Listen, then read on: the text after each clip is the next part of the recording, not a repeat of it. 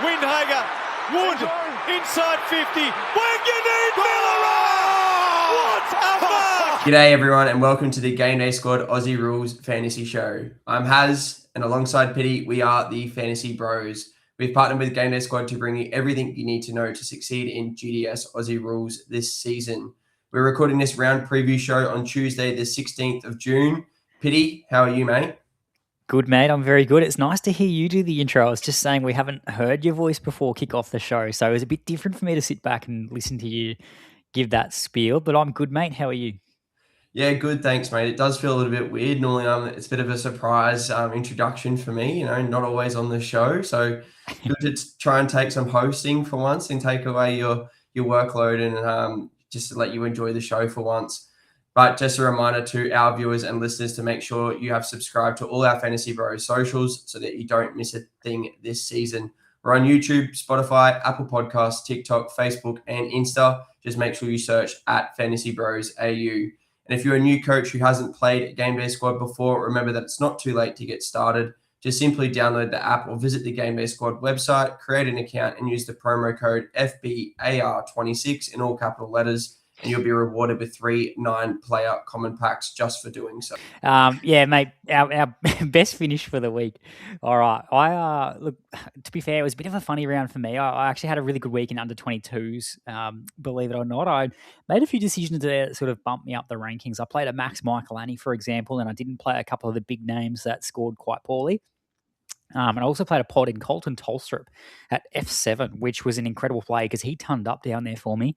So second is my best for 22s, and I was just kind of, again, plodding along in Classic. I had Archie Roberts in the back line, unfortunately, who really hurt, especially because we didn't play John Noble, mate. That really torched us in our rounds. But even given that, Archie Roberts, no John Noble, played Bailey Dale, still managed 30th in Classic somehow. So pretty happy with that. Hold my seasonal rank, which is what I'm looking for. I'm gunning for that prize card there in Classic, mate. And yeah, it could have been a worse week, that's for sure. How was yours?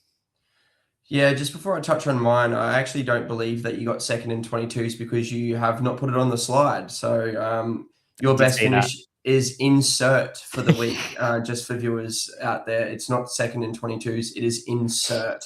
Anyway, my best finish for the week was third in the Fantasy Bros Sunday Showdown. I didn't think I'd probably go that well. When I saw the results, I was quite shocked to see that I finished that high on the leaderboard. I played a Diamond Wilkie as my Sunday superstar, and he just didn't quite fire. So to finish that high up when he didn't really nail my Diamond, pretty happy with. I think I was only about 15 points away from the big boys who secured his ticket. So well done to the big boys. I know he's a long-time listener of Fantasy Bros. So congratulations to him. But other than that, like you said, it was a pretty average round once again. Not, didn't slide down the ranks, which is good to see. Just kind of maintained our position. My best standard finish was 34th in Challenger. And as you mentioned, just some picks didn't really quite go our way. We had a lot of 50-50s that we discussed last week. And I think every 50-50 we got wrong for the weekend. So hopefully we can reverse that this week coming up. But yeah, as we can see on screen there, my star was that all-star Jordan Dawson, who was sitting in my Classic side. He obviously scored that 183 GDS points, but obviously with that 1.35 times salary, he got 247, which I think I'm not the greatest at maths. I think it was about an eighth of my scoring for the week or something like that. The 12th of my scoring. So he definitely carried the load. And obviously he's in absolute form at the moment, that's for sure. And then obviously my scar there is Brad Hill in a week where we didn't really have too many forward options with a lot of people out that were, normally playing. And I thought, we'll go Brad Hill. He's nice and safe. He's only gone under 100 once this season. And yeah, played him for his second score under 100 where he scored 77. And I think he only had one touch at quarter time. And I just knew it was going to be hard to put a good score on the board from there. So pretty disappointing from him. But what about yourself, mate?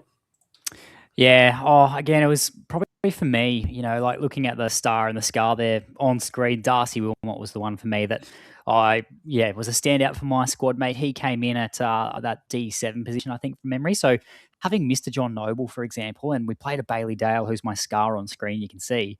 I needed a Darcy Wilmot to stand up because he was really much a pod in those standing competitions. So yeah, the fact that he went, what was that there? It was 127, I think, from memory. Yeah, 127. Yeah. That got him at least close in striking distance of a John Noble. So he was my star for the round, mate. He's incredible back there. And yeah, just seems to be the one using the footy for the Lions out there with Zorko not playing at the moment. So he was incredible. And then Bailey Dale, 83. That's not good enough. It is not good enough. And you know what? We'll talk about Bailey Dale when we get to the defenders, right? But this one annoys me more because I wasn't as keen on him last week. Like I played him, probably got sucked into it a little bit, but I chose him over a John Noble. I should have just, for the same reasoning, just have gone to John Noble. But that's that 50-50 decision you said that didn't go our way. And hopefully we can bounce back this week in terms of those decisions. But cost me 53 points just in that decision alone. So, yeah, to still come out 30th in Classic overall is a bit of a win, in my opinion, and to hold seasonal rank. Yeah, love that. But let us know. Drop a comment on the YouTube video as well, or on Spotify. Let us know who was your star for the week and who was your scar for the week. Look here at the round 15 fixtures on screen. So, mate, let's have a look there. You can see we have our primetime fixtures Thursday, 18th of June, and the Friday, the 19th of June. We've got the Dockers up against the Cats. And on the Friday, we have the Suns up against the Hawks. Our bye rounds as well. We should mention too, the teams on the bye. We've got the Lions, the Bombers, the Swans, and the Eagles. So lots of really relevant players, fantasy relevant players we can't be picking from this week. That star I was talking about before, Darcy Wilmot, we can't be picking him. We've got our Zach Merrick, for example. We can't pick for the Bombers. Yes, Archie Roberts is injured. No Isaac Heaney, no Brodie Grundy. A few under 22s picks as well for the Eagles.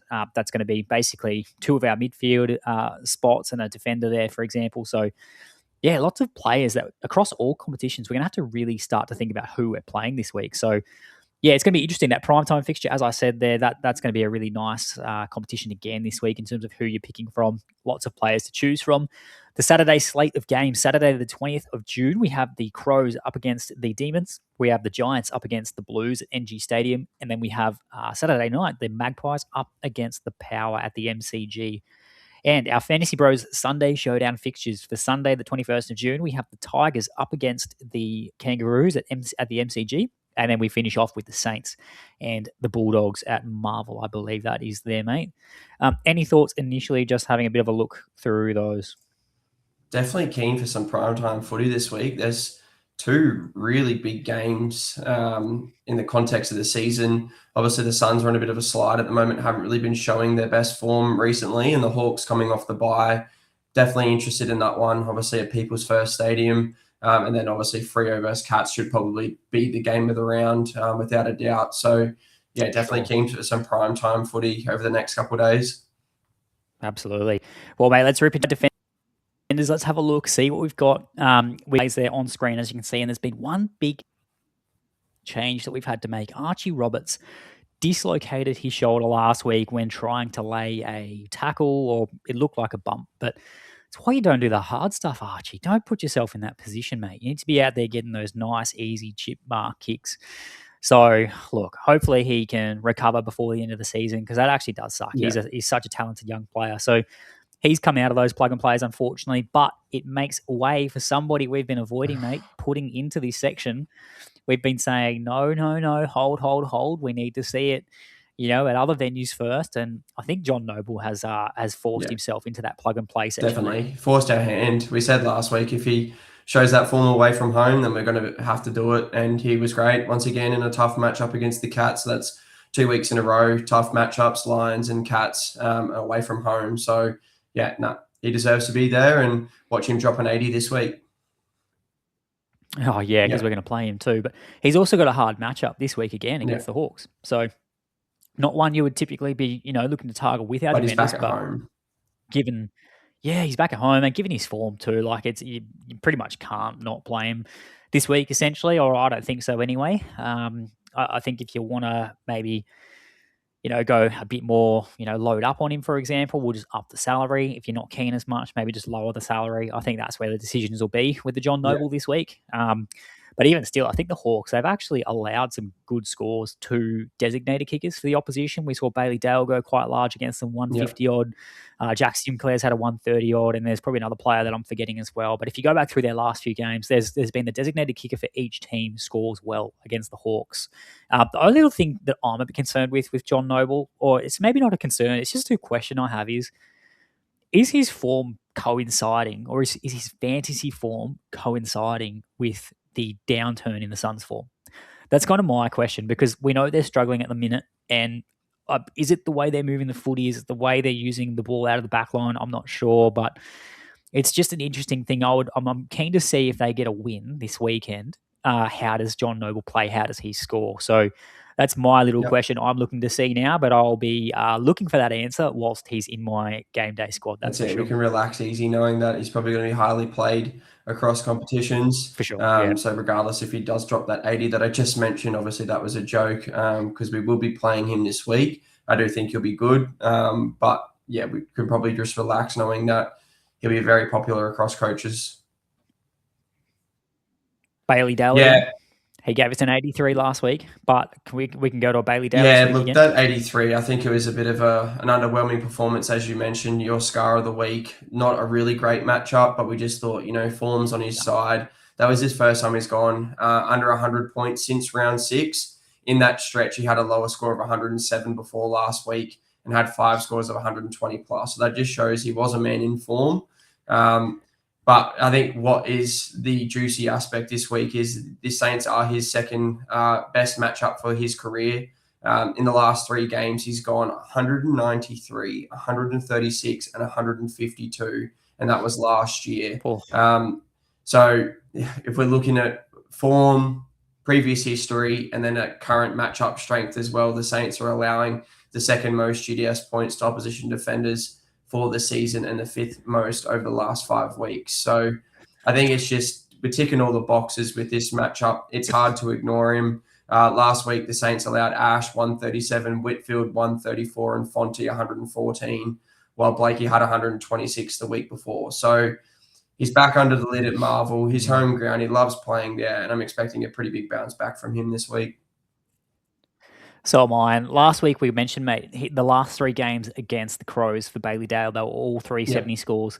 And Adelaide, if you look at the DVP data on DFS, so if you dig a bit deeper into that defensive data, Adelaide are the 3rd most restrictive team to opposition designated kickers. So in terms of fantasy points, they allowed nearly 10 points less than the average for a designated kicker. So in terms of Bailey Dale, they're the things we talked about last week, mate, and we still played. So it's one of those things you look back and you go, I really should have listened to myself and what I had said there and not sort of got sucked into what he had done previously. And that's that decision we made between a Noble and a Dale there in terms of he was under the lid. But yeah, the matchup is there this week for sure. The form previously is there. And you know what happens when a player doesn't quite get the fantasy points one week, what do they do the next? They make up for it. All those lost points, all those lost kicks, he'll try and make up for that this week. So, yeah, I'm not going to miss out on the ceiling score for sure. Now, Cal Wilkie. This is an interesting one because we've seen Cal Wilkie, he's sort of steadily declined over those last couple of weeks after he had that red-hot start to the season. And some were claiming plug and play. We held firm, and this is probably kind of why there's that he's not quite that plug and play just yet. In his last 4 games, he's had scores of 83 where he was tagged by Patrick Voss. 113, 104, 95. So definitely not the worst scores. They're all better than 83 that we copped last week. But what is extremely notable, mate, is that like his mark numbers have actually dropped significantly. He was averaging nearly 10 marks a game to start the season, even a bit more from memory too. And his kick numbers have decreased slightly since the return of Naz as well. So we had 3 in round 12 and 4 in round 13 and only 1 last week. That's kick-in numbers. Sorry, 2, I apologise. So his kick-ins have decreased slightly. And he scored, 120, 106 GDS points in his last 2 against the Dogs. So in terms of that matchup data there, so that's been pretty positive. 12 and 10 marks in each of those games respectively. And they are a good matchup though. So they're the easiest matchup for opposition defenders so far this season, and they're the 4th easiest overall in the last 5 weeks. And we've seen some big scores conceded to opposition players in that back line. If Wilkie can get some access to marks, then he should have a bit of a higher score than maybe what we've seen in the previous weeks. he's someone worth considering given the matchup that is there, right, against the Bulldogs. Have you got any concerns around a Cal Wilkie this week, or how does he go in terms of who you're keen on? If you're keen on a Bailey Dale, for example, where does a Cal Wilkie So sit? I will say, but I do have one concern, and I'll go through some of the stats that might back this up. So last week we saw Rory Laird score 152 and Wayne Miller score 114, while the week before the Hawks boys scored, Impey was 133, Sicily 115, and Amon 112. If I was to ask you, what do those players have in common, what would you say? They're all kickers. They all kick the footy, run with the footy out of the back so line. they're probably more primary ball They're not distributors. So much. Maybe Sicily. Maybe Sicily's Yes. closer to a Cal Wilkie in terms of that intercept defender. But even Sicily, he sometimes doesn't play as a key defender. He's more that intercept prototype player.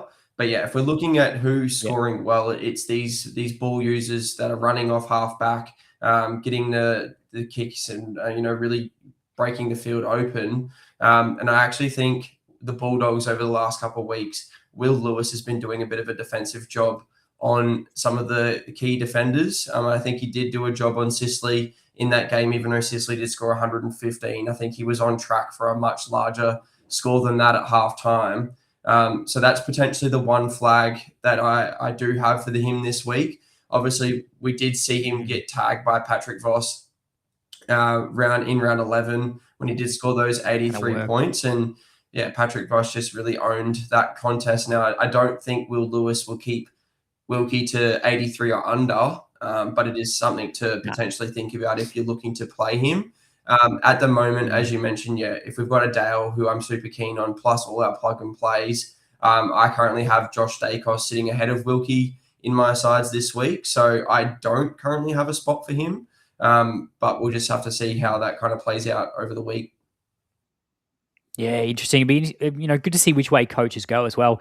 But shout out to Janeth as well. Janeth from Supercoach Swordplay podcast and Roscoe, of course, our good friends over there. But Janeth actually mentioned this in one of his reels. If you follow Swordplay GDS on Instagram there, he's been doing some awesome short form content. Go check it out. But he actually raised this as well today in one of his videos, just in terms of elaborating on some of the roles that is it. I can't even remember his name. Is it Will? I was calling him Will Hayes, Lewis Hayes, Will Lewis, Will Hayes. I don't know, something like that. But I did he raised that. So go check out that video because he goes into the data for a Tom Stewart, for example. He's done a role on Tom Stewart on James Sicily, and there was one other player that I'm forgetting about. And it just it's something that we've got to consider. So I think he's worth a pick and worth a talk about given the matchup data that's there. But that is something in the back of my mind, and also that when we see teams do this, so we saw like you said, Pat Voss goes to him. When it works, it provides a blueprint to the opposition. It says, hey, if you do this, you can nullify the impact of a Cal Wilkie. And I think the other flag you raised with the Cal Wilkie on the weekend was that you noticed that he'd been playing a lot deeper than normal and being more accountable for his defender potentially, or just getting not up as high around the ground as we would like him to, where he can sort of chop off an intercept mark.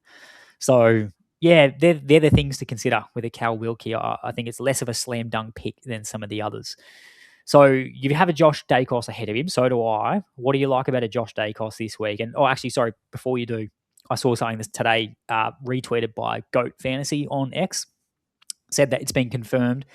Josh Dacos is going to be pure mid, essentially. Is that his midfield role is going to continue.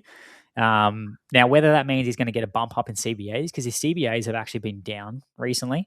So he's basically not getting any CBAs in the last 0 few weeks. last game. Yeah, so I think the wording was the midfield role will continue. So I don't quite know what that means, whether he's not starting in the centre bounce and then he's just playing as a midfielder, if that's going to continue, or if they're going to actually put him in that CBA mix. But what it does mean is they're not going to play him behind the ball. They're going to try and get him up the ground. So I just thought I'd flag that. I saw that today, and I feel like if he's playing as an inside mid, that actually helps to Josh Dacos, in my opinion. Yeah, and the matchup data probably backs that up as well. If we're looking at defenders over the last 5 weeks, Porter the third hardest matchup for opposition defenders, but they are the second easiest for opposition midfielders. So that potentially might be a boost in scoring. Obviously, I was looking to play Dacos, probably regardless of, I guess, the position that he's playing in. And I think that's just purely because I think he has bounced back to a little bit of form. Obviously, yeah, Dill, we called it out last show last week, even though they're on the bye, that he was my star for last week. Nailed that one score above 110 since, I think it was round 6 or something. We got that right last week. Their last game against the King's Birthday, where he scored 125 GDS points, thanks to 30 disposals, 7 marks, and 1 tackle.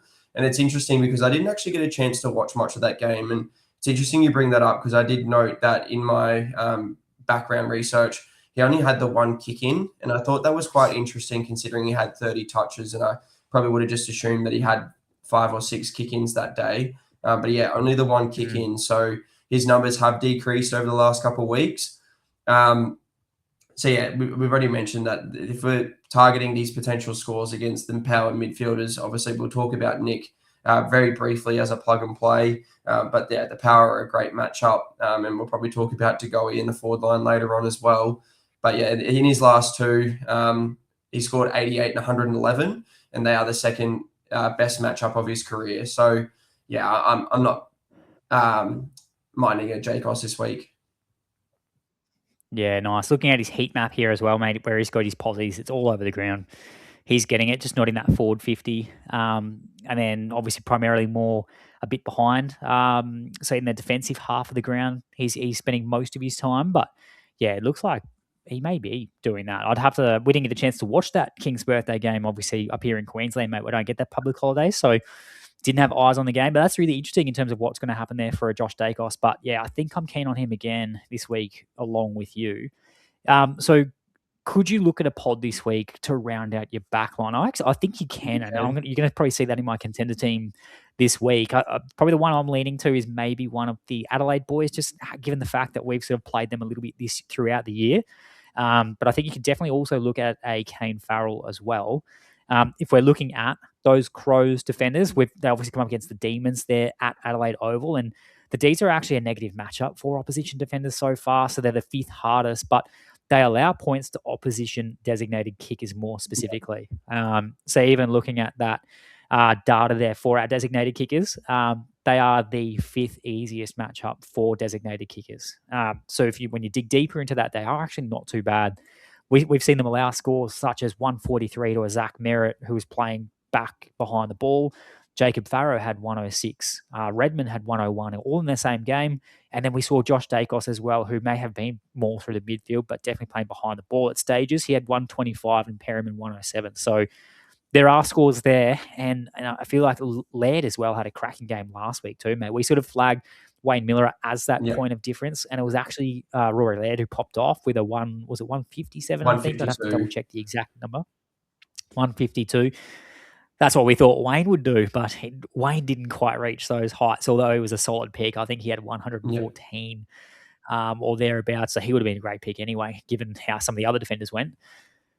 How would you split those two between a Laird and a Miller? Which way would you go? Is it more the cards you've got at your disposal? Yeah, potentially. I definitely think they're both great shouts if you are looking for that point of difference.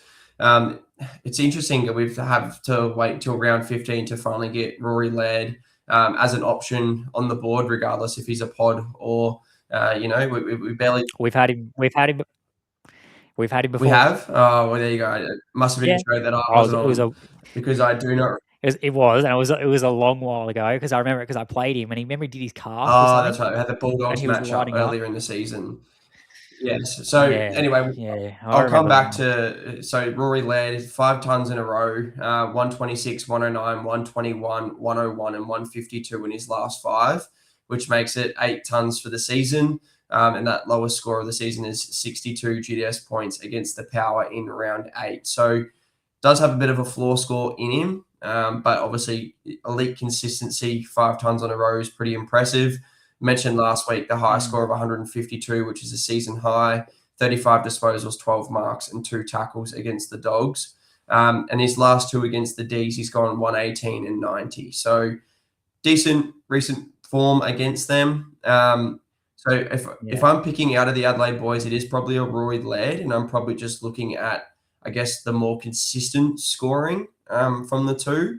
because Miller, he can be a little bit up and down. We're looking at comparing apples to apples. Both got 8 tons for the season. Miller is coming off 114 GDS points last week. But I think you find if you look at Miller's data, he's very up, down, up, down.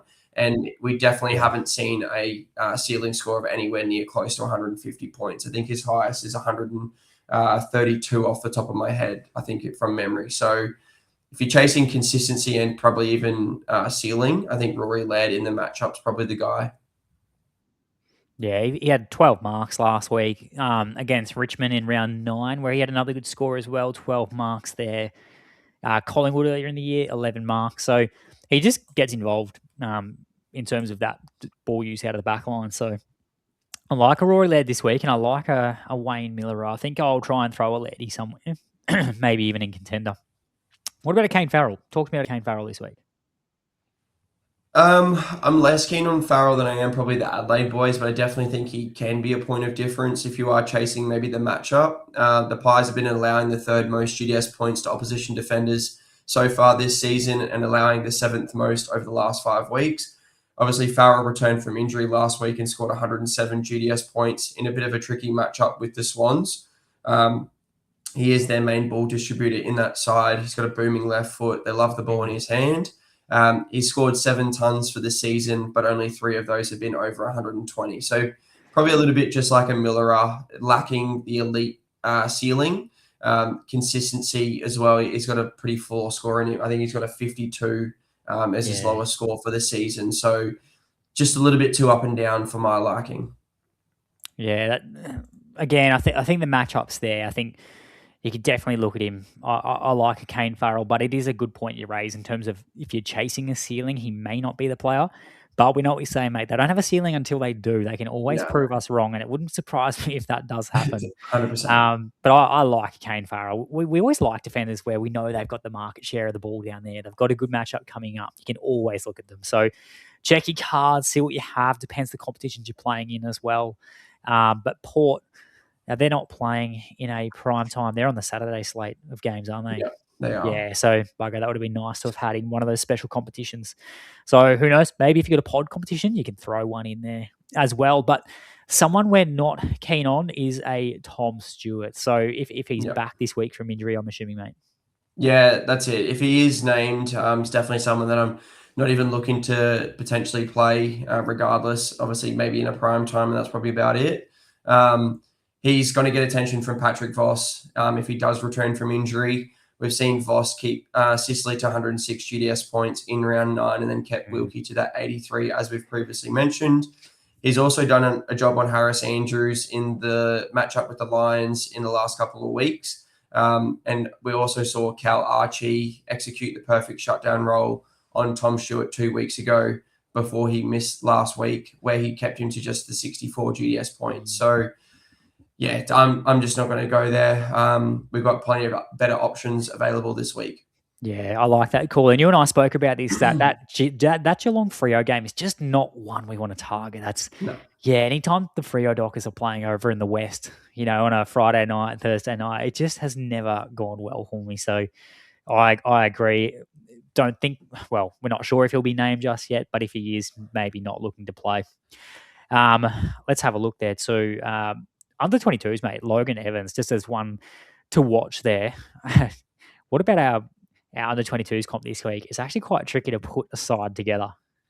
Yeah, I haven't looked yet, but I did see a post from Jonathan the Sword Play Boys about the under 22s midfield this week and us actually having to pick a midfield because obviously no Ashcroft boys, no Harley Reid, no Willem Dersma, no Sullivan Roby. So there's quite a few out. Elijah Sardis. So yeah, there's probably it's funny. I'm looking down my list, like my club, and I'm just scrolling through, and I go, "Oh, averaging 60." All these guys are in a buy, and all these guys don't play. Where am I going? But where can you go? That under 22 player watch on screen, Jai Murray. He a young player for the Suns. He had a great score last week, and his debuted, was it 2 weeks ago against the Lions, I think, or 3 weeks ago. So, maybe sneak an eye on him potentially. But it's going to be an interesting week, and I can't wait. There's a sick part of me that is looking forward to it. But talking about our midfielders, let's have a look here. Our plug and plays. We have Dacos, Dawson, Bont, Smith, and Butters, but we have Isaac Heaney on a bye. So just make sure you're not playing an Isaac Heaney this week. I think we're pretty happy locking in a Dacos, Dawson, Bont, Smith, and Butters. Yeah. Yeah. So, I mean, some people may not be keen on one or two of those. It may be a Bontempelli, for example. Some people aren't too keen on. He hasn't been lighting up the world, but we know what happens. You don't play a Bond, he'll drop a 160 on your head. I'm not going to be doing that. So if we're looking at rounding out the rest of our midfield, I think we've got a few options here, mate. Option 1, Noah Anderson. I think we can be looking at a Noah this week. I think another option is an Ed Richards, and I think another option could be one of the Giants' mids, in Finn Callahan or a Clayton Oliver. Out of those three, I'm going to start with an Ed Richards. Because I just want to say, Ed Richards is turning into such a reliable pick in our midfield line, particularly during the bye rounds. What an absolute weapon. He scored 157 points last week as you picked him out as our pod. And it's funny because, again, we didn't quite flag that matchup as being one on paper you would want to target against the Crows. There was some positive matchup data there for the... no, the Crows are pretty good matchup for midfielders. Yeah, for those opposition mids, but we sort of had him picked out more from it felt like an Ed Richards game, and that's what he delivered. So he's just an absolute gun in that midfield for the Bulldogs. The Saints, though, they're a bit more of a neutral matchup for opposition mids. So they're the 10th hardest for season to date. So sort of middle of the pack. Again, he's just one that doesn't always follow that matchup data. We saw what he did on the Brisbane Lions earlier in the season in the opening round. So I think that you sort of feel the Dogs will want to bounce back as well. They wouldn't have been too happy with their outing last week. And I think if you're looking at that, they want to turn that around before they go into their mid-season bye. It'll be Ed Richards and Marcus Bontempelli leading from the front against the Saints. And I think this is one they can really get to. So Richards in his previous scoring against the Saints, it's been 130 in round 14 last year and 118 in round 6 last year. And we've talked about the player that Ed Richards has sort of developed into. So I think that if we're looking to round out our midfield, this is another almost a walk-up pick for me when I'm picking my squad. Yeah, don't mind it whatsoever. I think the matchup's there. And like you mentioned, I think the Dogs will be looking to bounce back. Obviously, Richards did try his hardest last weekend against the Crows, but they were just dominated all over the park. So, he'll be good again. Yeah, and again, Dogs should bounce back. You would think so. Sure. You would hope so. What about a Noah Anderson? Can we trust a Noah Anderson? Because he had a cracking game last week. We talk about some players that we can just never really nail. Noah Anderson is that guy for me. He is currently in my side this week, so I am hoping for another good week from him. But we obviously talked about him last week as ours of void because we thought that he was going to cop attention from Oisin Mullen, and he didn't get any attention whatsoever, and that attention actually went to track. So Nando definitely made the most of that matchup and scored quite well. Laid double-digit tackles, I think, for probably one of the only times in his career. So, and well done to anyone that played him last week because he was definitely one that I was looking to avoid at all costs. Yeah, well, I think he looked hungry too. Like that's the thing I've seen with Noah Anderson lately. He's hungry, he's thirsty, he's everything in between. He's tackling, he's getting his marks and his kicks. So I reckon he's one that I'm liking this week as well. The thing is, though, that the Hawks aren't the best matchup either for opposition mids to be targeting. But when a man has a hot hand, he has a hot hand, and sometimes you've just got to feed that. And they're back at People First Stadium, so I do like that. And the other thing is that I found Nando can pop in games you probably don't expect him to. And the weeks where you think he should cash in, he doesn't. So this is one where I don't mind it, particularly given the bye round. And there's actually a trend with the Hawks I've noticed, mate, looking back through the data. And actually just clarifying too in terms of how they're not a great matchup. 8th hardest across the season for mids and even more restrictive recently, the 2nd hardest. So that's not great. But the trend is typically there's 2 mids that will go above a ton when playing against the Hawks. So against the Dogs, it was Bont and Richards, 129 and 115. Against the Crows, it was Dawson and Berry, 157 and 119. The Demons, Steele and Langford, 103, 101. Dockers, Sarong and Brayshaw, 123, 102. If you're going to pick a couple mids for the Suns to actually go well, I think it has to be Nando in that conversation. And he's in elite form. Some of his scores, mate, 153, 99 against the Lions, outside of that, 141, 143, 138. They're his last 5 games. Like, that is just unbelievably elite, and we probably can't look past it when picking our squads this week, or can't overlook it, I should say. And he's got good form against the Hawks too, mate. So 116, 139, and 176 in his last 3 games. And those latter 2 scores, 139 and 176, they were both at People First Stadium. So that was 2025 round 10 and then round 5 the year before. So I think for me, I'm liking a Noah Anderson this week. Yeah, I completely agree. And those stats definitely make me pretty much solidify my pick. I think he's going to be in all my squads this week. I think it's just hard not to pick him on the form. And obviously we can see some of those elite midfielders against the Hawks have had success despite there being a tough matchup. We saw Dawson go 157 and Bond 129. Anderson's probably not that caliber of player, but obviously can score well on his day. And is in great form. Yeah, 100%. Yep. So I'm pretty happy to pick an Anderson and a Richards this week in my sides, I think, to round out my midfield. Yeah, pretty confident with those picks too. In terms of the Giants mids, though, would you have a preference over Clayton Oliver or a Finn Callaghan, even just sort of like a gut feel? Where would you land with either of those two? I probably always would have said Finn Callaghan because I think he's an absolute jet and I just love watching him play. But I think more recently it's Clayton Oliver. Oliver has started to find a bit of that, all-Australian ball-winning ability now that he's got that fresh start at GWS that he was absolutely craving last year and the year before while at the Ds. And he's just looking really good. He's looking back to, near best that we've seen in the past. So I don't mind potentially a Clayton Oliver shout. He was on fire in the first half last week, and the Saints actually had to come out and tag him in the second half. They sent Windy to him after halftime to try and quell his influence on the game. But I don't think I'll probably be going there this week just for the fact that Carlton have been a pretty tricky matchup of recently for midfielders since they've had that turnaround in form and since Josh Fraser's come on board. So I think there's probably better options outside of those boys this week, but I'm definitely not going to stop anyone from picking them. Well, I'll mount a bit of a case for them then. Okay. Because, they didn't... I thought they were going to be good picks as well this week, just given the players on the bye, all that sort of stuff. But in terms of that matchup data for the Blues, yes, they are more restrictive with Josh Fraser. However, we saw that change a little bit with Essendon. Essendon showed that Carlton, they haven't turned into this all of a sudden this team that is restrictive and playing really good footy and just going to win every single game. Like, they're not that team. They can still get exposed. We saw Sam Merritt, for example, go 150 GDS points. Sam Durham went 150 GDS points against them as well. Did you say Sam Merritt, sorry? Sorry, Zach Merritt is what I meant to say. And then I was thinking of Sam Durham, the next player I was going to talk about. They both scored a 150, so let's roll with it. A Sam Merritt scores a 150.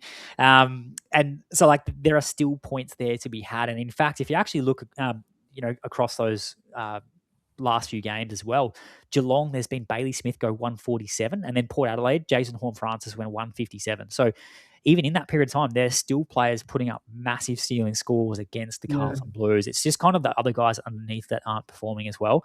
So I think that there's every case at NG Stadium this week. The Giants should be sniffing a bit of a win here, and they'll want to be going out and getting one. I think one of these mids could pop. That's going to be the problem. The problem is you're going to have to pick which one, because if you actually look at the recent form of these two players, it actually suggests you have to pick one and not the other. Because in the last 4 games, Callaghan 95, Oliver 137. Callaghan 151, Oliver 89. They both smashed the Lions in that, game. That's just sort of, it's an anomaly, that one. 137, 146. The game before that, Callaghan 85, Oliver 131. That's my concern with these Giants mids, is you're going to have to take a pick, and there's every chance one of them won't fire, but the other will. So I don't love that this week. I'd like a bit more certainty personally. But I think one of them should be good. In terms of historical form, neither of them have great matchup data. It's 93 and 81 for Callaghan, and then 110 and 114 for a Clayton Oliver. So it's not great. Do they run a tag? Could they maybe send a Locke Cowan or do something funky with someone to go to a Finn Callaghan? Maybe. I'm not sure I want to speculate too much on that. But I think there should be a score there somewhere. I'm just finding it really hard to nail which one it could be. I actually think Clayton Oliver might get some attention from George Hewitt in and around the stoppages. It's probably a good matchup. Yeah, look, for me, you just mentioned it. You got to pick one. And I think for me, the best option is just not to pick either of them. I think we got plenty of other good matchups. And I think we're about to talk about the North Melbourne boys we can see on screen who are coming up against Richmond. I don't mind one of them as a sneaky pod this week. So I think if you're just not sure on who's going to go well for those GWS boys, I think I'm just going to steer clear because, you did outline some of these players that have had big pop scores. But if we look at Horn Francis, 157, I think he had 3 goals in that and really pushed forward. Merritt, 150, played behind the ball and got, I think, 10 marks or something ridiculous. Bailey Smith's obviously the best fantasy player in the game. So it's really only Sam Durham that's kind of been that outlier who's gone really well in this matchup. It's a fair way to look at it. So I don't know. It's just one not really for me this week. Yep. No, I don't mind that at all. That's a good shout there. If I was going to pick out of the two, I'd probably pick a Finn Callahan. Just leaning towards I like him over Clayton Oliver personally. Why is that? Anyway, pick out a kangaroo for me. Imagine that you've got a side there, mate, that you can, you don't have all these fancy legends. Just pretend you don't have those. Pretend you don't have those shiny diamonds just for a second. If you had to pick out of an LD or a Luke Parker, which way would you go? Luke Parker. Why? I was actually keen on him last week, and I think we did discuss him in that West Coast matchup as a potential pod. Is playing behind the ball, obviously available as a midfielder. Tigers are an easy matchup. We saw Darcy Wilmot go 127 last week down in Tassie. Luke Parker, I think are they back at the MCG this week, I think, from memory. MCG. Parker could have an absolute field day. He's not going to get any attention. He could easily rack up 10 marks, just been controlled possession footy, and really kind of hit one of those pop scores that he has a couple times this season. 108 against the Tigers earlier in the year, though. 107 last week against the Eagles. Obviously, put the Eagles aside, we did flag that we it could have been really good, but we weren't as keen on it last week. So I'm happy with that. But the 108 against the Tigers puts me off a little bit from a pod of this size. Like, he's a really big pod. Like, having to leave out a pretty big name mid to squeeze him in. I think if you're ever going to, it's this week in this matchup. But that doesn't fill me with confidence, that previous score against the Tigers. But in terms of the defender, you mentioned those defenders there. Did you mention some of the other defenders as well outside of a Wilmot last week? No, I did not. Because we had Wilmot and a Gardner. Darcy Gardner went 122. The Swans, we had Tom McCartan and Nick Blakey, 131, 107. Redmond and Roberts, 143, 129. So there are scores there to be had for sure. And I don't mind him at all this week. I've played with him. I've flirted with him in a couple of teams. And every time I put him in, I just go, I don't know if I can do it. I like it, but I don't know if I like it that much. Yeah, I'm just trying to have a look because you mentioned Luke Parker against the Tigers earlier in the year, and I'm just trying to find, I think Colby was still playing in the back line. Yeah, he was still at halfback flank. So a little bit of the ball usage would have gone through Colby in that game, which probably would have impacted Luke Parker's scoring a little bit. So that's potentially just that one little flag on that score is Colby. We know Colby's not playing in that back line anymore. And it's pretty much running through Parker or Caleb Daniel. Could Colby go back? I don't think so. Not yet. Can he go back, please? Would be great for us. But I think if we're looking at the fact they won last week, there's no need for urgent changes. They've just shifted him into the midfield. I don't think they're going to change that pretty much straight away. They're going to give that a bit of a run and give him some time in there. So he should go well this week. He should. But yeah, I guess we're looking at that recent scoring between Parker and LDU. Parker's gone 107 compared to LDU's 99. Parker 112 to LDU's 81. And then this is the one where LDU got off the chain 147 compared to Parker's 97. Look at that difference in scoring too. That is, it's 50 points.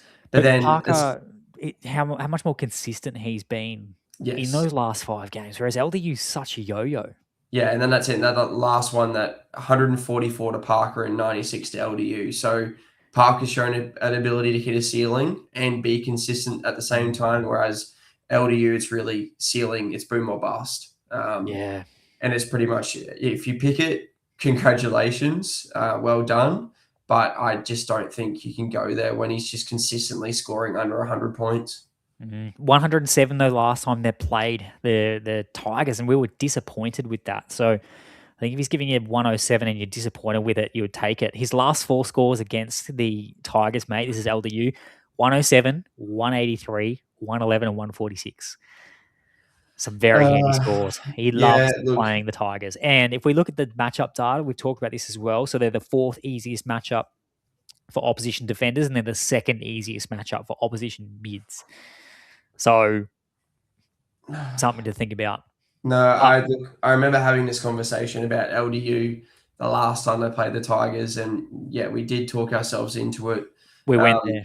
We did go there, and we were hoping for a lot more. But if we're just looking at his scores for the year, he's got 1, 2, 3, 4, 5, 6, 7 scores of over 100, and 3 of those have been over 130. So it's just really inconsistent scoring, ability to hit those hundreds frequently. But when he does go large. And it just depends, I guess, if he's getting attention from opposition. You know, he got a little bit of attention last week from Brady Hoff, which probably impacted his scoring. And it's normally the first person that an opposition will send someone to. So I don't know if the Tigers will run anyone with him. So that could potentially be the sign for him to have a good game.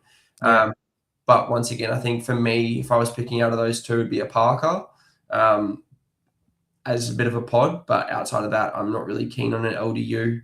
Yeah, fair. I think you can go an LDU as well. I think I have him in my contender team I'm going to show later. We'll have a look. I'm pretty sure he's there because I want to have a go. But yeah, I'll try and get one of them in somewhere because I do like them. I think the other pod you could look at too, mate, is Sam Berry for the Crows up against the Demons this week.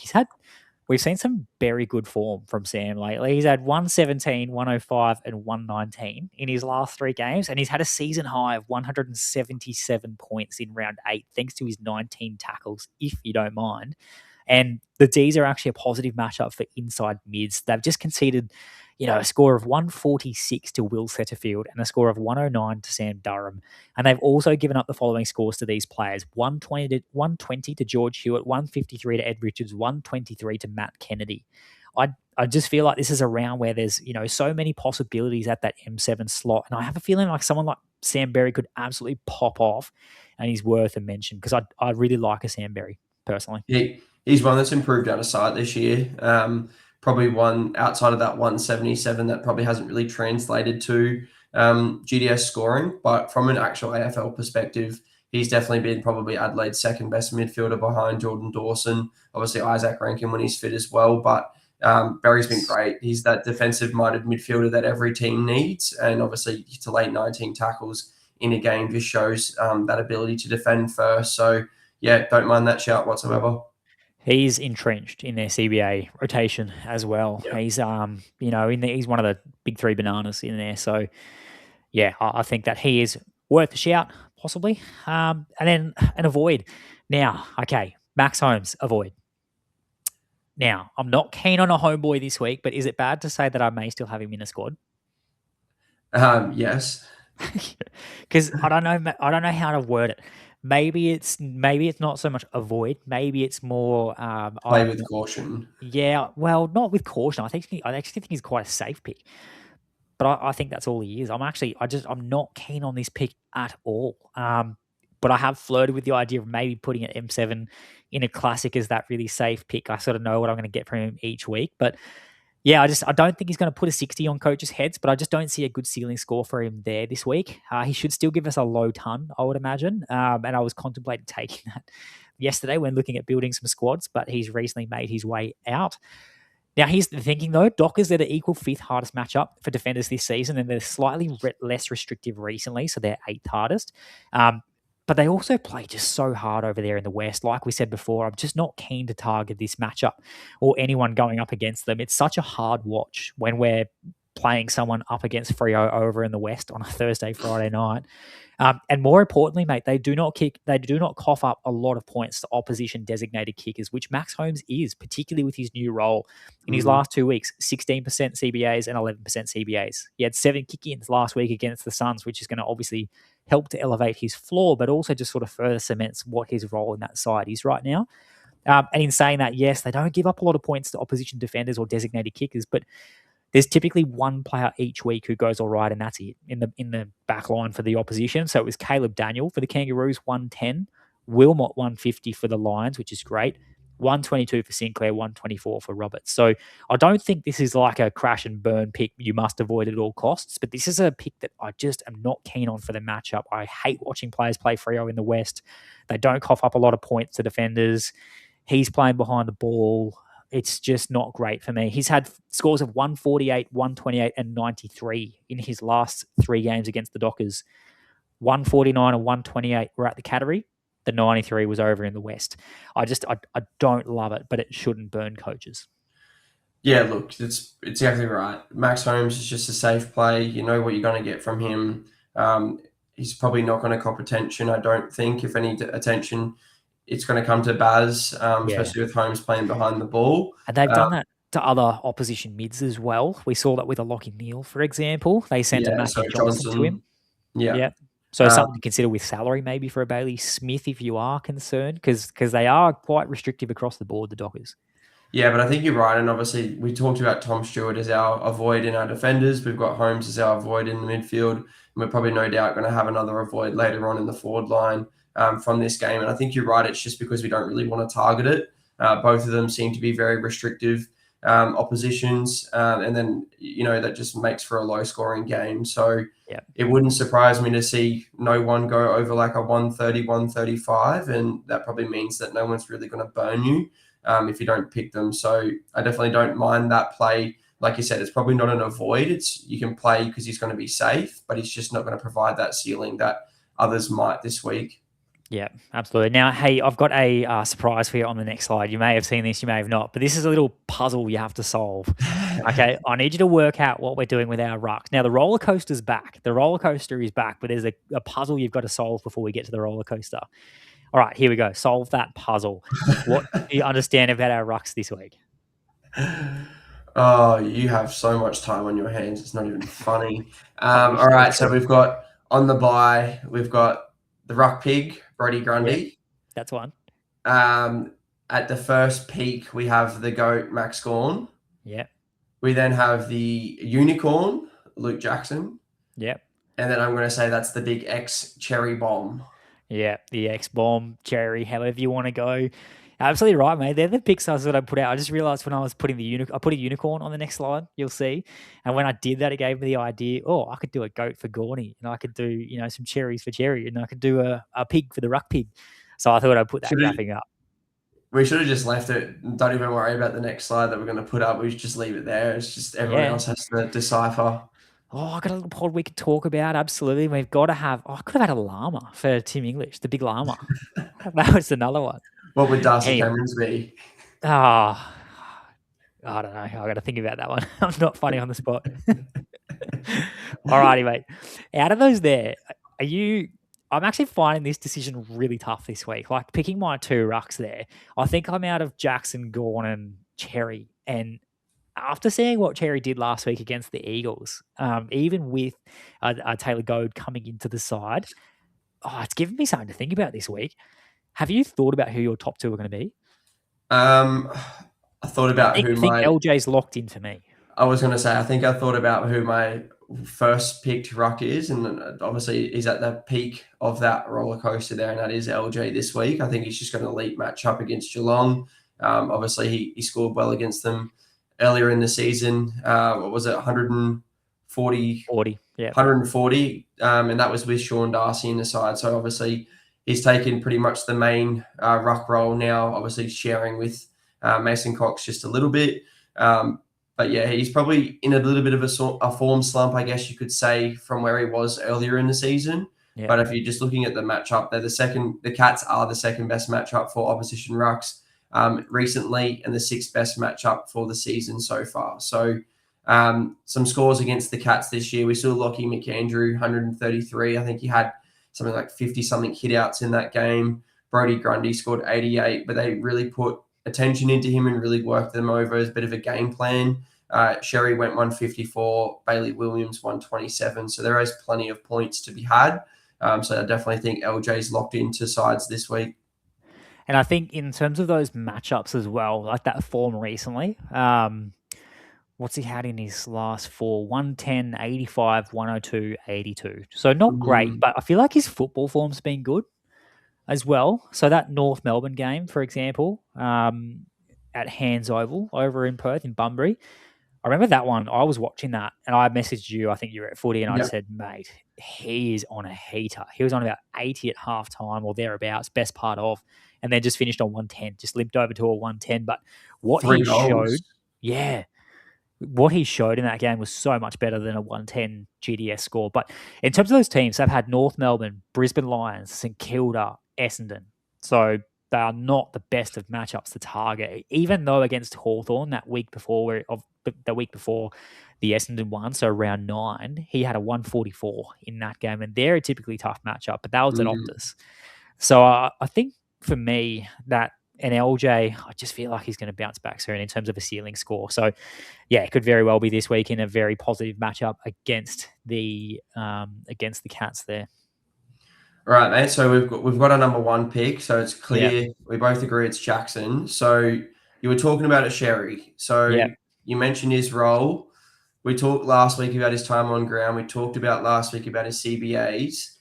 Taylor Goad did come into the side. So do you want to talk about how that affected some of his those stats that we mentioned last week? Yeah, well, Tristan Cherry's tog pretty much remained the same as to where it had been in those previous weeks. So it was at 70%. So down from what we've typically seen. But Taylor Goad only had 37% time on ground. And to me, if we're actually looking at that CBA mix, Cherry only had a quarter of his team's CBA. So 25% of the time he was in that first bounce. Goad was 42% in such his low time on ground. And Trembath had 33% again. I was really keen to see what happened with Trembath with Goad coming in. So it's clear to me they don't want Cherry in at that first bounce as much as often because he's not winning the tap, so they want him out. However, he's still doing a bulk of the work around the ground. He's getting over half his team's ruck contests, so he's still doing a fair bit of work. Now, the little flag there is that it does clip his ceiling. We saw that. This is a great matchup last week, those Eagles, for him. We talked about that last week, and he went a 123, even given those conditions. So he can still get the work done around the ground. And in terms of that, he still managed his 22 hitouts. He had 5 marks and 16 disposals, actually, 8 kicks, 8 handballs, and 8 tackles.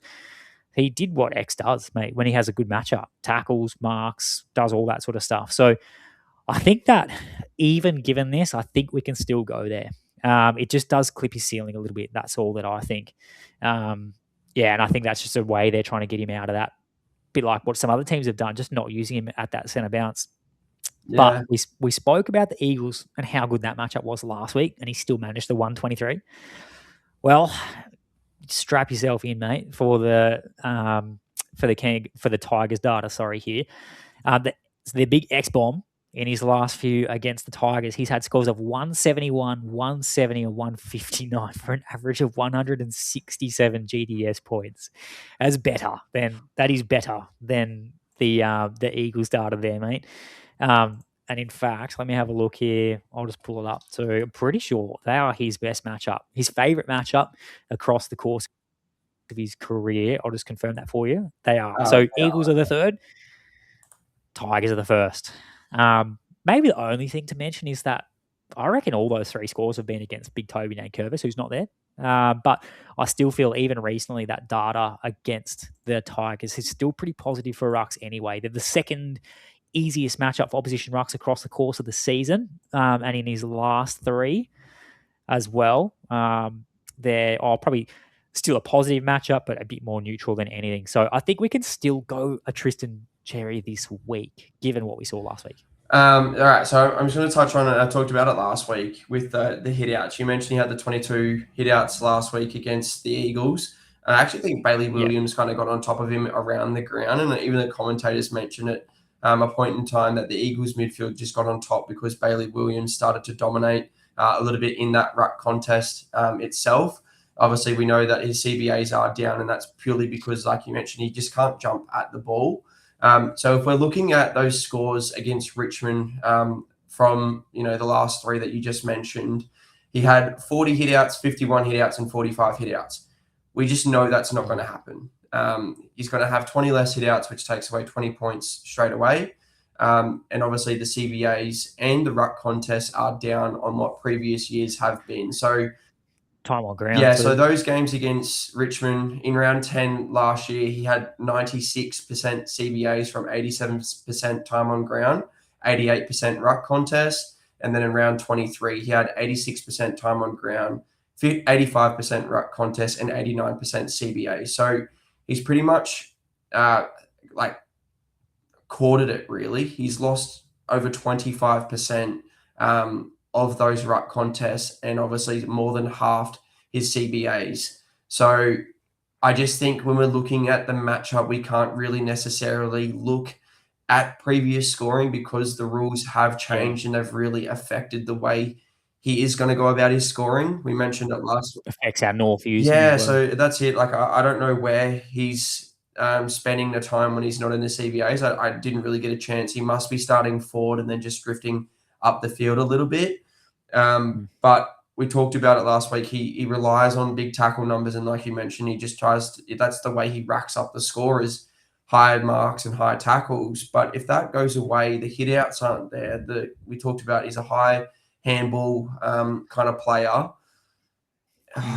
Yes, the matchup's there, but we've got to look at Oliver Hayes-Brown, who's the Tigers' ruck, and he's over 210 centimetres, I believe. So it's going to be hard for Cherry just to, fight his way to even the ruck contests around the ground. So, well, the thing is, he's just going to shove him out of the way. Yeah, he's going to monster Ollie Hayes. Yeah, but Ollie Hayes-Brown's not that small. So I know he'll try and body him, and because that's that is. But yeah, we saw Peter Adams in round 12, 118. Rowan Marshall, 103. Like, there are a couple more notable ruckmen of the rucks that they've come up against recently, the Tigers. Was Peter Adams was sole ruck?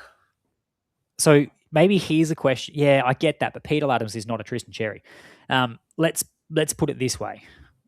I think the question is more, what's the score you're happy to take? Because I don't think there's a ceiling score here. I think he should still be good, and that's probably what we're sort of talking about.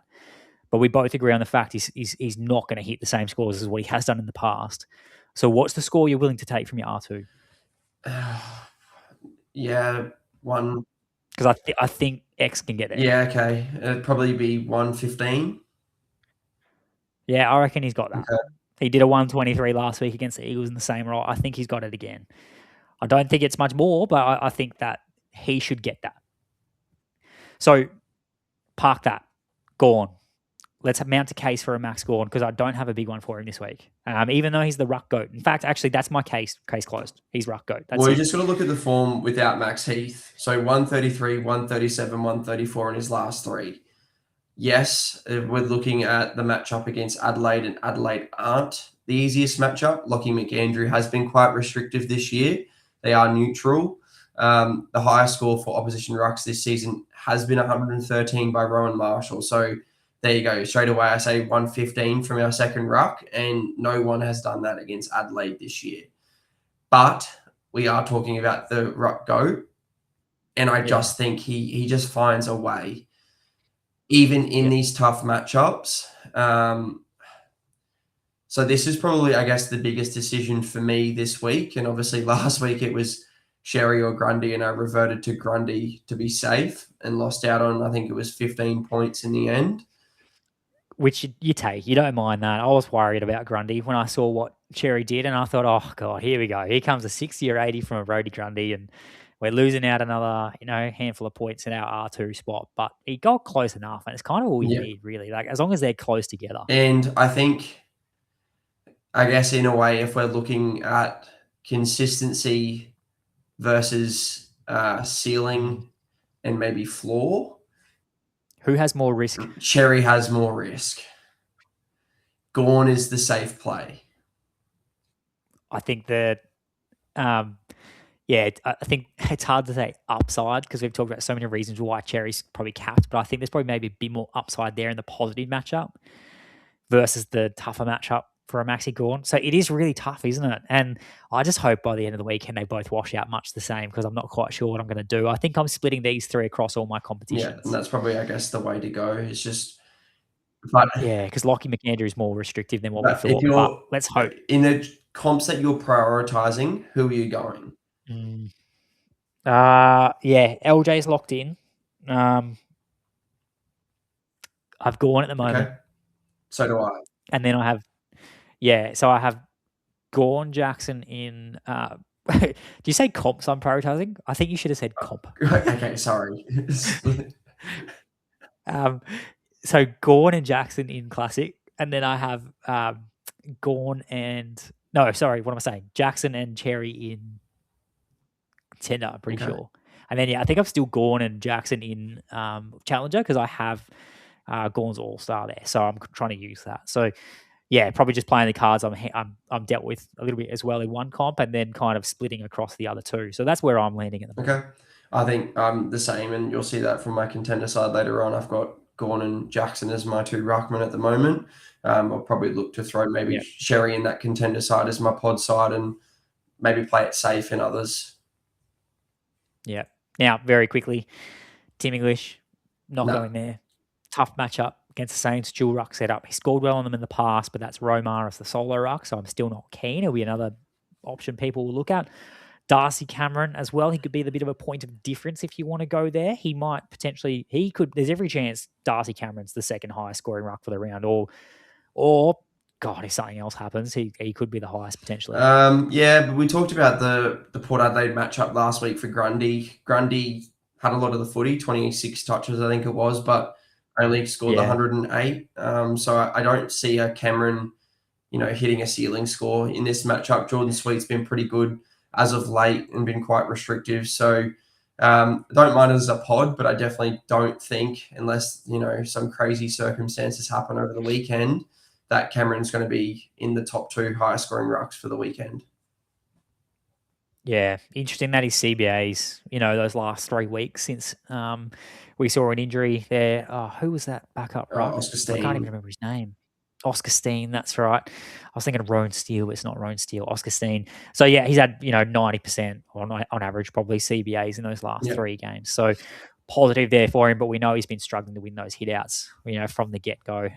Still getting around the ground quite well, as he always does. So yeah, he could be a bit of a shout. At the MCG, I like it more than if it was at Adelaide Oval, but yeah, probably just a pod for now, mate. So moving on to our forwards to round out the episode, let's have a look. Do you want to talk us through what we've got there on screen, mate? I actually think this is the most exciting line to pick this week. Couple of different players that are exciting or scary? Probably a bit of both. Exciting for the fact that there's some players that have put their hands up in some new roles that I think should be talked about and probably deserve to be played. And obviously we've seen that from a couple of coaches across the Discord trade table, trying to request some of these cards, especially Daniels and Richards for this week. And obviously we'll probably start with the avoid. We've talked about it numerous times, just avoiding this matchup between the Dockers and the Cats. Just not keen on a Shea Bolton this week, regardless potentially of these people on the bye and the limited options that we've got available. He only scored the 73 against the Cats earlier in the year, and it's the worst matchup for his career. And the Cats recently have been a neutral matchup. Sorry, for the season, they've been a neutral matchup. However, in the last 5 weeks, they're allowing the 4th least GDS points to forwards and midfielders. So just not looking to go there. And if Sarong is still out of the side, I'm thinking that Bolton potentially might get some attention from a Mullen. It'll be either him or Hayden Young that gets that. So, yeah, look, I'm just not keen. And like you said, just avoiding that matchup. Yeah, he couldn't he? Because they've done that to Isaac Rankin. It's hard to know which way they're going to go as well sometimes. But yeah, I agree. Avoiding the matchup probably more. So I wouldn't be surprised if he just pulls one out of nowhere and does something that a Shea Bolton can do. But he's another one I can't get right. Yeah, but it's that risk reward factor, right? Like in terms of that, we're just not really keen on that matchup ourselves. So in terms of our, obviously, Sheasel, Petrarca, Pickett, plug and players, I think we stick fat with the Christian Petrarca, who's been in poorer form as of late. Yeah, I think he's still a plug and play, mate. He's a class above anybody else, even when he's not playing as well. But in terms of our 3 options, Toby Green, Jordan De Goey, Tom Sparrow, we probably don't need to talk too much about a Jordan De Goey, I think. No. we're still pretty happy on him. Yeah, 100%. I actually put in there one more solid score. It'd be a little bit like a John Noble. One more good score, and he's probably in the plug and play territory. Since round 7, scores 104, 96, 135, 108, 130, 142, 105. Oh, So in the forward line, one score under 100 in that stretch since round 7. I think, yeah, you're just locking that in regardless. Super consistent. He's got access to CBAs. He still has the ability to push forward and hit the scoreboard, which obviously is increasing that ceiling scoring as well. CBAs are still hovering between 50 and 60%, which is good to see. In his last matchup with the Power, which was in round 6, 2024, scored 123. So he's ticking all the boxes. We talked earlier, the Power are the positive second matchup, best for mids. matchup for mids over the last 5 weeks. If we're looking at players in similar roles, Warner 118, Heaney 111 last week. So, yeah, I think you just lock it into the forward line. Yeah, I'm happy with that. At the MCG as well, I love that. So, coming off a bye, should be fresh. And given the week, yeah, I'm locking him in pretty quickly. So that's Sheasel, Petrarca, Pickett to Goey for us. Tom Green. I know you're... Don't play Tom Green. He's out for the season. He's also not a forward. Tom Green, Toby Green. You want to punch on with Toby Green, and I know you do. But park your beef just for a second. Has he made his way into your squad? Unfortunately. Have you kissed him? He has. He's in this week. I actually said to you at the end of last week after the Saints game, I said, I can't believe I didn't consider him. Even with, we talked about it weeks ago, the CBA's role taken away from him. And I just said, I don't really want to rely on a forward that has to kick big bags of goals to score well. He's kicked 10 goals in the last 3 weeks. So he's not kicking big bags, but he's just consistently hitting the scoreboard. In those 3 games, he's 120, 126, and 109. And that's despite having 0, 10, and 6% CBAs in those 3 games. So you're right. He's just getting it done. Last year against the Blues, he scored 161 GDS points thanks to 28 disposals, 9 marks, 4 tackles, and 3 goals. That was from 56% CBAs. So probably not expecting that midfield role, but obviously just looking for him to hit the scoreboard and have that impact, get up the ground and take some marks and, utilize those kicks and hit the scoreboard that way. In the 2 games before that in 2024, only managed 67 and 72 GDS points. And then we kind of spoke about it a little bit earlier with the Blues since Josh Fraser's come on, but they've been the 5th best matchup for opposition forwards this season and the 8th easiest over the last 5 weeks since Josh Fraser's come on board. So still a good matchup for forwards. And I think that it'd probably be a high scoring shootout between the Giants and the Blues. So, I don't mind the play this week for Toby. Yeah, I think he'll be at the coalface again. He'll be at the forefront of whatever they end up doing. If it's going to be a close game, if they're going to get ahead, like Toby will be there, and heavily involved. So I also just don't feel great picking a forward line without him in it this week. I'm looking at the players I'm picking from, and I'm talking about a Brett Daniels, I'm talking about a Joe Richards, I'm talking about a Max Hall, I'm talking about a Riley Sanders, and I just don't feel great picking 3 of those guys. Just the balance in the forward line. It just feels like I want 2 of those names and probably not much more. But a Tom Sparrow as well to go alongside with him. I'm keen to see what you think about a Tom Sparrow, but he's not one I was like really hot on this week, but maybe I should be. I can't remember if he's made his way into my classic side this week or not. But he's one that just didn't scream out to me this week playing against Adelaide at Adelaide Oval. And I know we've talked about how they're a positive matchup, but this is a game I just feel Crows are in such great form. I'm a little bit scared to be picking a Tom Sparrow this week. So let's have a look. Maybe I shouldn't be too worried about it, but he had 100 GDS points last week against the Bombers, of course. He had 24 disposals, 4 marks, 3 tackles, and 70% CBAs again. So we know he has the role in the midfield. And then he's only had 3 scores under 100 GDS points since round 3.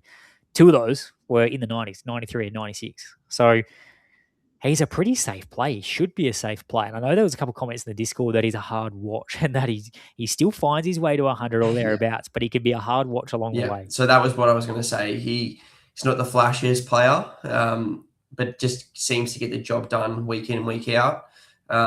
Dare say like a Justin McInerney? Yeah, probably not as hard as a watch as a Justin McInerney. Not as handball No, happy. so yeah, Tom Sparrow he gets a couple of marks, he gets a couple of tackles, he'll hit the scoreboard occasionally, kick a goal every now and then.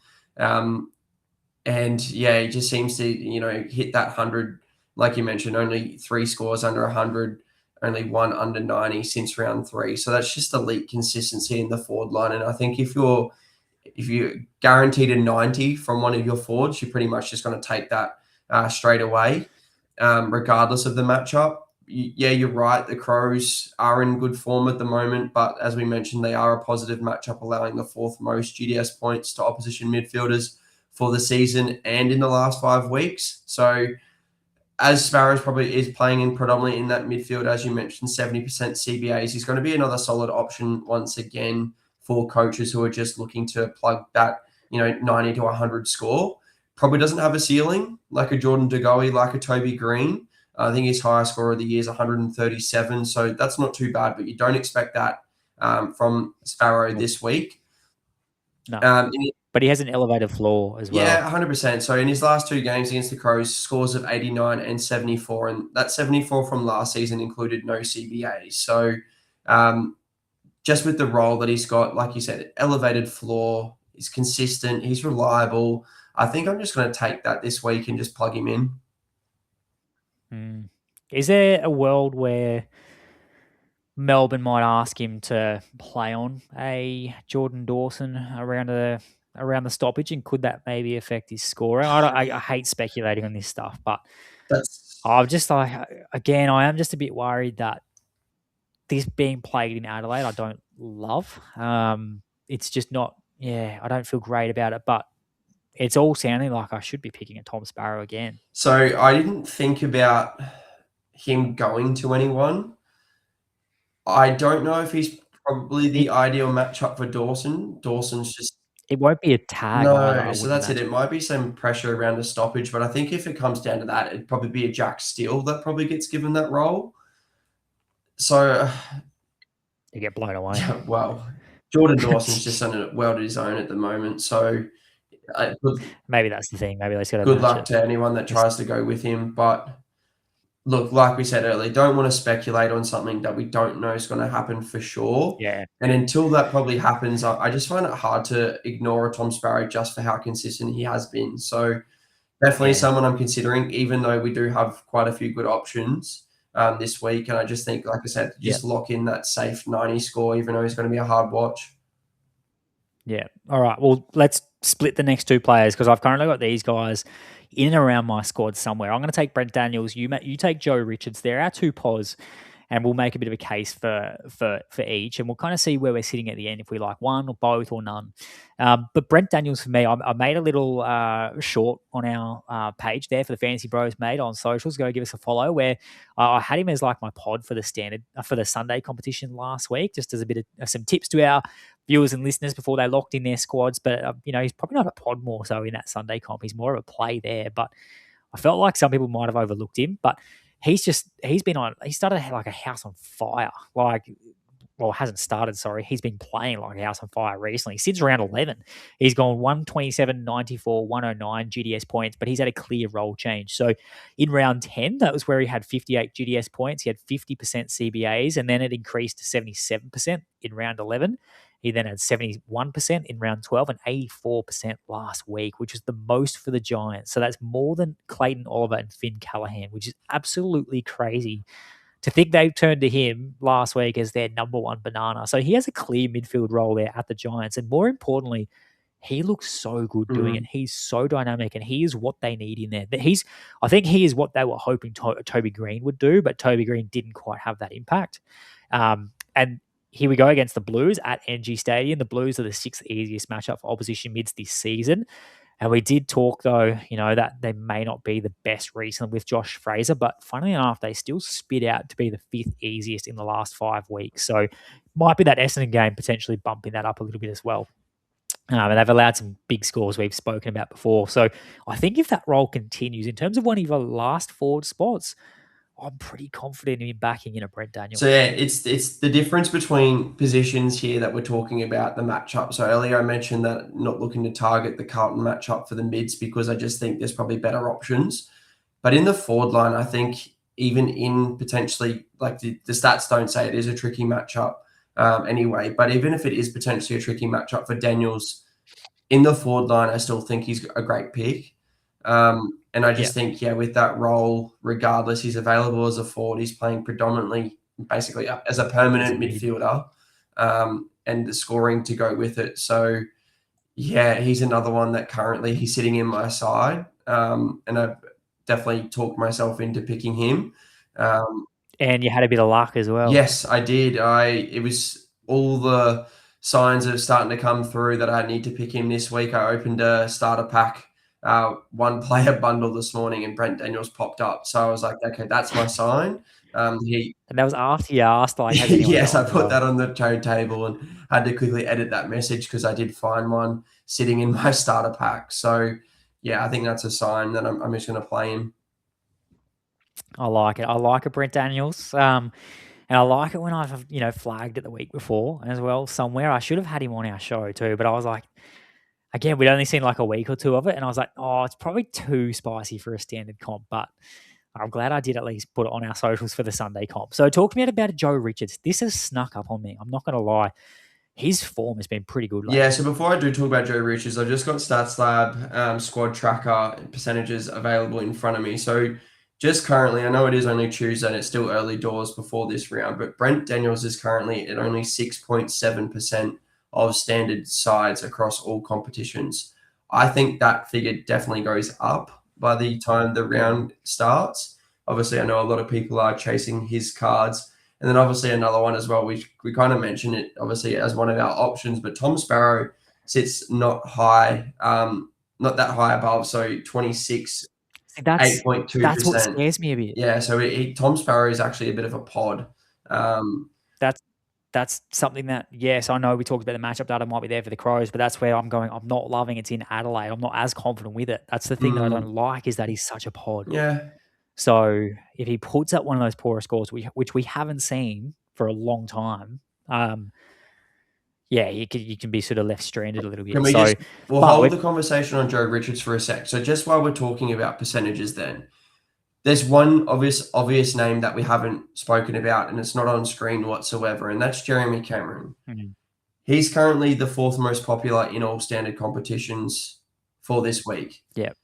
He's popular every week. He's just a popular player for coaches. He does the job. He has his ceiling games, even his down games, except for that 32 against Adelaide. He manages his way to get to 80.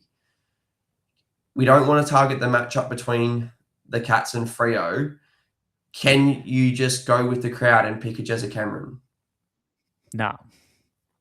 I am not putting myself through watching that game, knowing I've played a Jezza Cameron. that is going to be the hardest watch of all time. No, I'm not following the crowd. I'm going elsewhere. I'm more confident picking a Brent Daniels who's playing in the midfield and is at least around the footy. I'm more confident playing a Max Hall. I haven't even looked into Joe Richards too much, and I'm more confident playing a Joe Richards than a Jezza Cameron this week.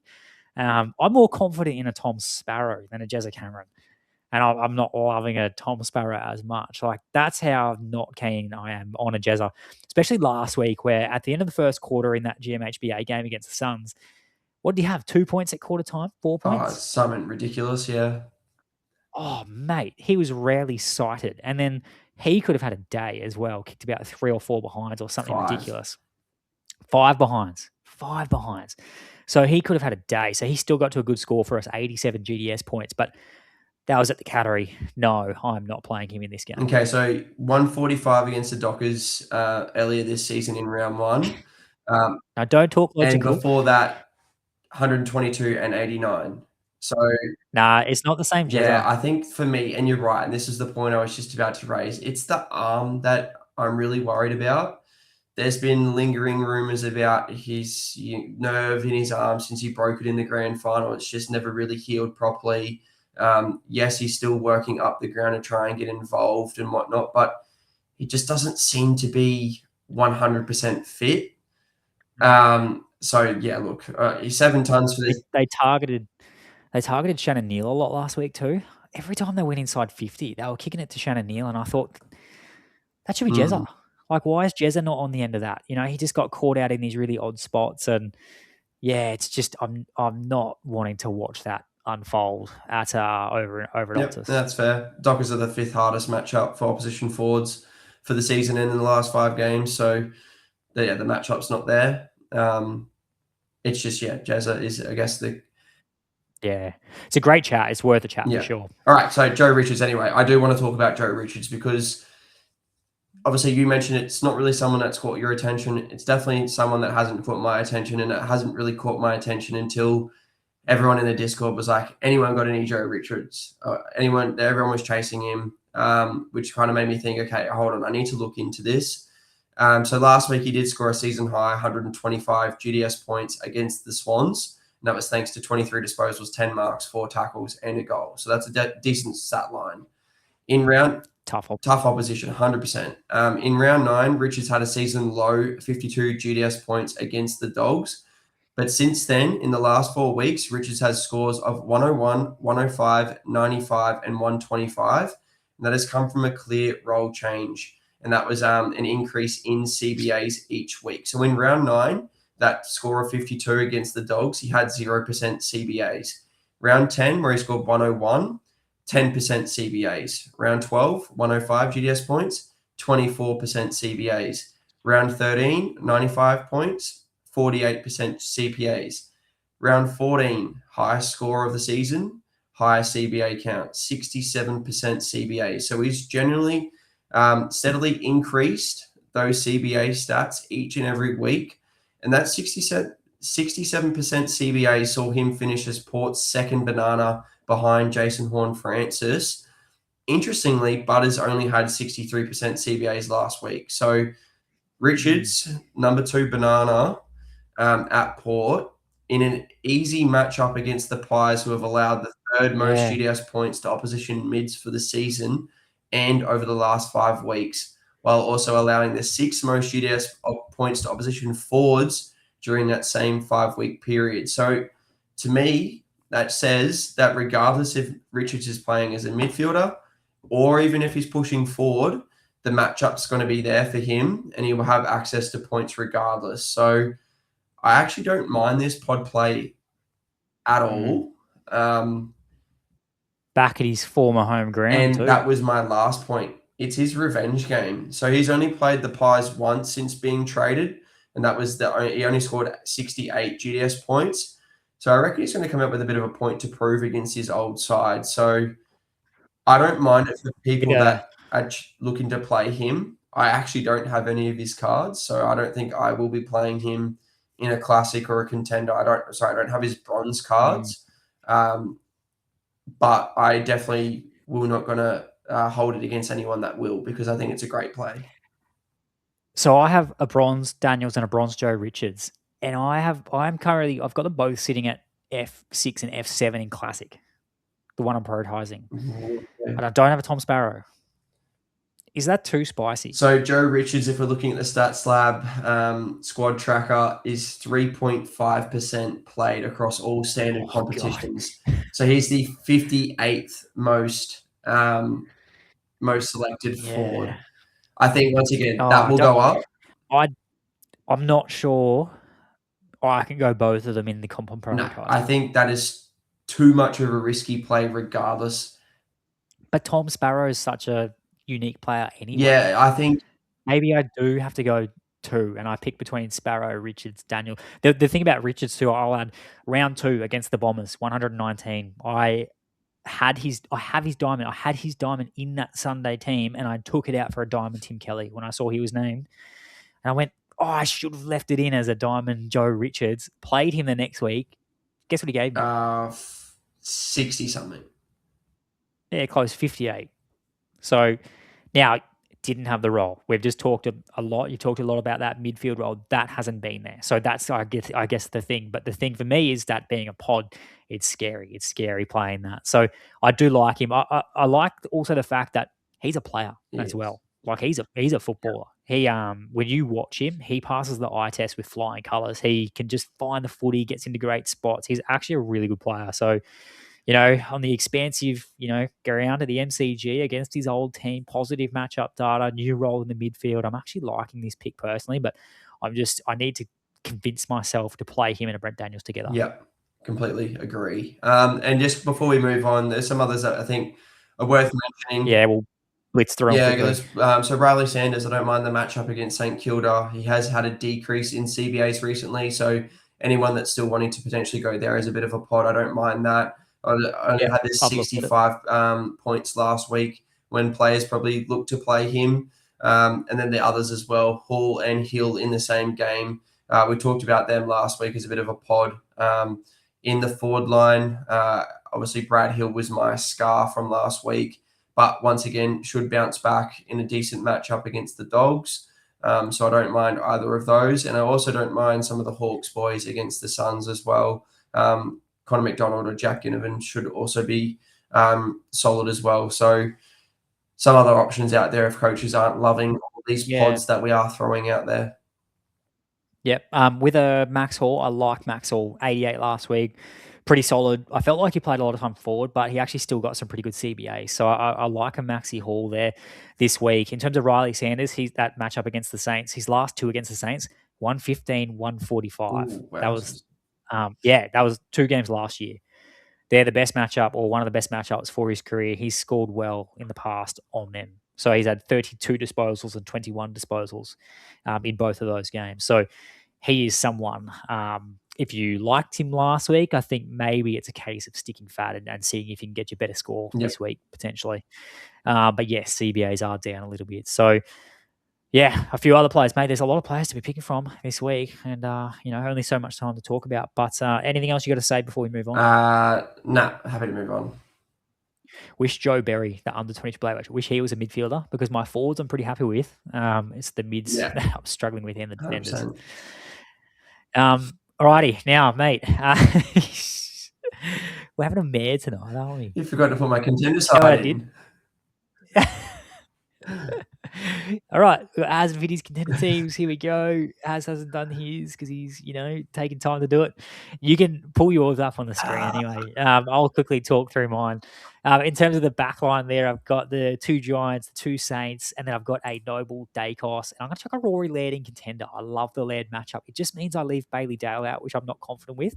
I would probably rather leave a Josh Dacos out for a Bailey Dale after our conversations. I'm trying to split them across the 3 comps. And playing a Bailey Dale in Challenger, I kind of want to play Jacos in contender as well. Midfield, Dacos, Butters, Smith, Bont, Richards, Dawson, and I'm going to throw an LDU to round out my midfield in contender. Got Jackson and Cherry in our ruck position, so I'm going to fade Gawn in contender, but I'll play Gawn in classic probably. And then in the forward line, Sheasel, Pickett, Petrarca, DeGoey, Green, and then I'll go a Sparrow and a Max Hall as the 2 forwards to round out that forward line, mate. So just a lot of players we've talked about. Yeah, love it. I will pull my side up right now. Just making sure I've got it ready to go. And I think there'll probably be a lot of similarities between our teams anyway, and probably a lot of teams, but there's going to be a few positions where there's lots of variation. Yeah, so I've gone Noble, Sinclair, Ash, Dale, Whitfield, Wanganeen, Miller, and Laird as that pod. So similar to you. That's over Jacos instead of Dale. I've gone Baz, Dawson, Nick Dacos, Zach Butters, Bontempelli, Richards, and Luke Parker over your LDU. I've gone Sherry and Jackson as my 2 rucks. I think I'm going Gawn as my ruck in my main competitions. And then in the forward line there, I've gone plug and plays, Toby Green, Max Hall as a bit of a pod, Brent Daniels, and Jordan DeGoey. Yeah, wow, very similar. Very similar. And I think that, again, those players we've been talking about, they'll be similar across all our competitions there. So I like that, mate. It's looking quite good. And we've got our Bro Down Showdown State of Origin edition. I took out another win there, mate, and it takes it to 8-4. So we had Ash get up against Wilmot there. We had Heaney get up against Neil in a low-scoring shootout, both slightly underwhelming. We had Whitfield up against Petrarca. Yeah, 3-1. We haven't won it. I don't think we've had one of those. Have we had one this year? Maybe we have. I can't remember, but a lot of them have been 2-2. So, yeah, pretty convincing win there, mate. And look, I'm going to actually keep this short and sweet. I'm actually not going to spin the wheel. We have Reese MB31. I might actually just quickly I'll show the tab. So you can see on screen, I've got Reese MB31. I have Jacob 125, and I have Izzy. They're the three names that have picked out me to win, mate. And Jacob, I put that in there. He said I was going to win 4-0, and he wasn't far off that. Yeah. So I'm going to give a row to each of these three. So Reese is going to have the top row. Jacob will have the middle row. Izzy can have the bottom row. And while you get that up on your screen, mate, I actually just want to give Izzy a bit of a shout out. Did you catch his content on Supercoach Swordplay? No, I haven't. With Roscoe? Not yet, unfortunately. It's one thing I didn't get around to. He's Izzy, you've had a lot of great insights there, mate. We love that. What you did on that show last week, and I reckon that all the regular viewers of Swordplay podcast as well, I reckon they would have really enjoyed it too. He absolutely killed it, mate, and it was nice to see a lot of alignment as well. Right, see what we got. Right, so who just had the top row was for? Reese, M31. Right, so we've got a gold Jager O'Meara, silver Dirksen, and a silver Bailey Williams. It's not a bad card. Silver BJ. All right, and then Jacob will have the middle row. Silver Anthony Day Wicks, Archer. gold Armstrong, and gold nice. Petrarca. Archer That's Day a Wicks, very yes, nice. my bad. Yeah, all right, and then the bottom row is Izzy.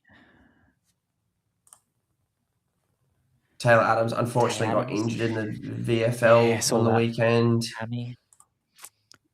Tom Doty, who just hasn't seemed to get a game just for injuries as well at the Lions. And a silver Levi Ashcroft. So there you go. That might be good for under 22s. Far column, mate. You got a BJ, you got That's Petrarca, you got a Levi. Like, everyone's getting actually a pretty good card there. So, yeah, very nice. That's a good one. Make sure you hit up Haz, please. Don't hit up me. I don't have the cards. He's the man with the cards, especially after the weekend. And look at those packs there too, mate. Reward day. I got to rip my packs as well, mind you.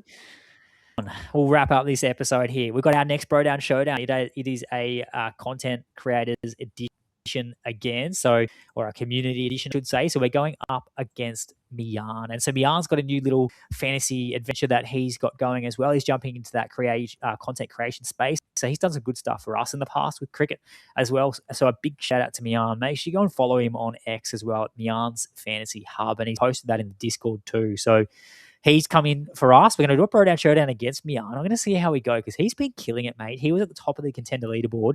Just lost that top ranking on the weekend, but he is in every contention for a prize card this year, and he's hunting for that ticket into the Fantasy Bros Sunday Showdown final. We have got our standard competition showdown between Mian and ourselves. So he's gone Rory Laird against our Bailey Dale, a Noah Anderson against our Ed Richards, a Darcy Cameron, which is a great play, against our Luke Jackson. And it's going to be a battle between the pods. Joe Richards against a Brent Daniels for us. So have a look at that on screen, viewers and listeners. Get your comments in the chat on our YouTube. So head over to YouTube, check out the video, leave a comment. Who do you think will take out this Bro Down Showdown? Will it be Mian or will it be the Fantasy Bros? So drop your comments there. What are your thoughts, Haz, just looking at Mian's picks? Yeah, look, definitely all players that obviously we've talked about. So definitely some great shouts there from Mian. I am backing our ability to get over the line in this one, though. I think we've got some very decent picks, but we've got another tight contest, no doubt. Yeah, you never know what's going to happen, do you? That's the nature of a Bro Down Showdown sometimes. Will just say one thing, though. I have not had a say in these picks this week. It was all Pitty. He said, I'm the informed coach, so I'm going to take these picks. You can just take a back seat. So if we do lose, I'm going to be blaming it on you. And if we do win, I will give you no credit whatsoever. That's fine. All right, all our viewers and listeners as well. New coaches, make sure you've used that code on screen, FBAR26. Get yourself 3 9-player common packs. GameDay Squad. I had an Archie Roberts in my AFL Fantasy Classic team, mate, and I nearly chucked all the toys out of the cot. GameDay Squad, bang, one button, he's out, and I'll see him later in the year, hopefully. So use that code, and we're going to have a round 16 preview next week, dropping Wednesday the 24th of June. We love all your support as always. Thanks so much for getting around us. We appreciate it. We love bringing it to you, and we hope you have the best round ahead for round 15, our second last buy round. And Haz, mate, thank you so much for joining us again. I always enjoy doing the show with you. Perfect. Thanks, mate. Thanks, viewers. Thanks, listeners. It's been a pleasure as always. Good luck and goodbye. Thanks for tuning in to another episode by the Fantasy Bros. If you want to show your support, don't forget to like, subscribe, and share this show on YouTube, Spotify, and Apple Podcast. Also, make sure you check us out on TikTok, Instagram, and Facebook. Just search @FantasyBros AU.